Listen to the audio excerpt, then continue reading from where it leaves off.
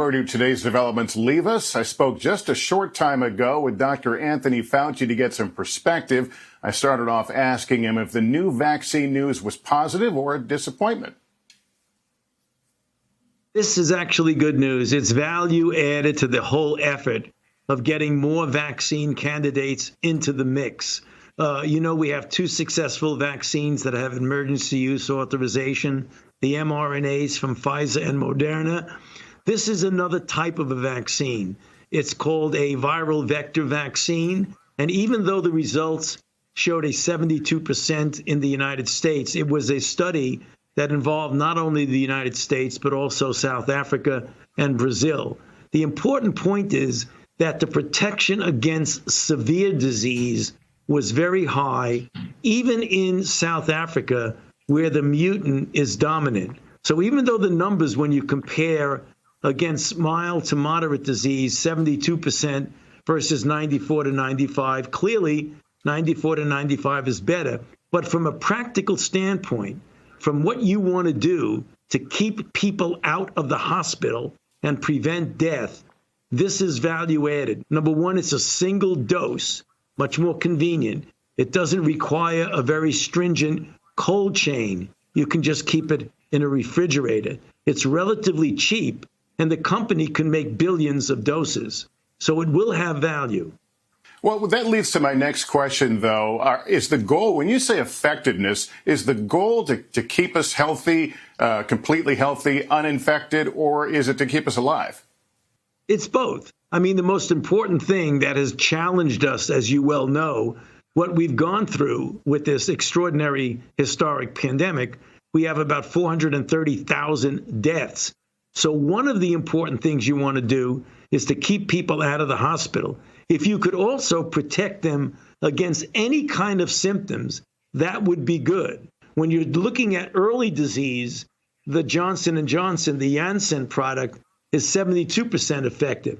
But if you look down the pike at keeping people out of the hospital and keeping them alive, that is where the value added. Not quite as good against the early disease, but against the serious consequences, it's done very well.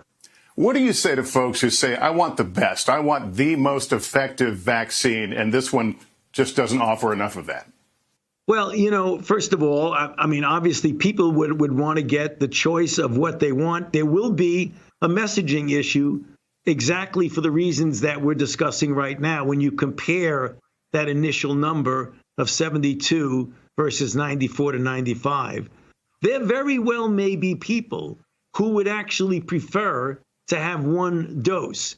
Well, and they would say, the difference in efficacy against early disease doesn't make that much difference. So I think there will be usefulness of it, even though, as you said, there may be some that would say, I want the one that numerically is the best efficacy. That will happen, and that will be a messaging issue. Let me ask you about the South Africa variant. We've seen a couple of cases in South Carolina. Would it be wishful thinking to say, well, it's localized and it won't become a big deal? I think, Lester, that you made a point. It might be wishful thinking. We would hope that we can get our people vaccinated as quickly as possible before anything spreads the way it has spread in South Africa, where it is clearly the dominant strain. But if things go along the way they go now, whenever you see a couple of cases, you can be darn sure you're going to see a lot more. It's not going to stop at just a couple of cases. That's the nature of how that viruses spread. As you see more variants, does that raise the risk of reinfection? People have already had COVID, potentially facing it again.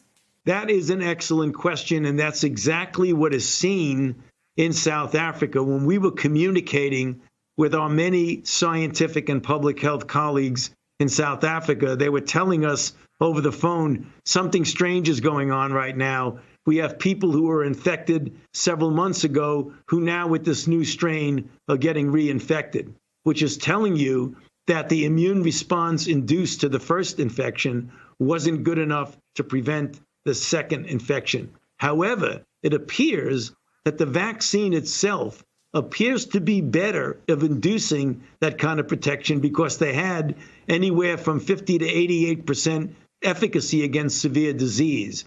So vaccination appears to be as good or better than natural infection in preventing further infection.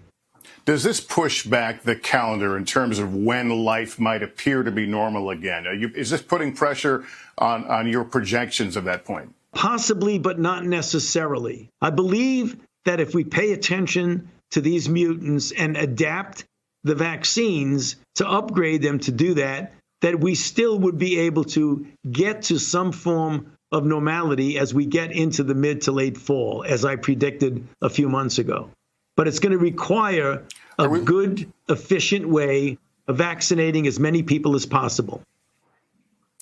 And our thanks to Dr. Fauci for joining us. He tells me he's growing more optimistic about efforts to ramp up vaccinations. Thanks for watching our YouTube channel. Follow today's top stories and breaking news by downloading the NBC News app.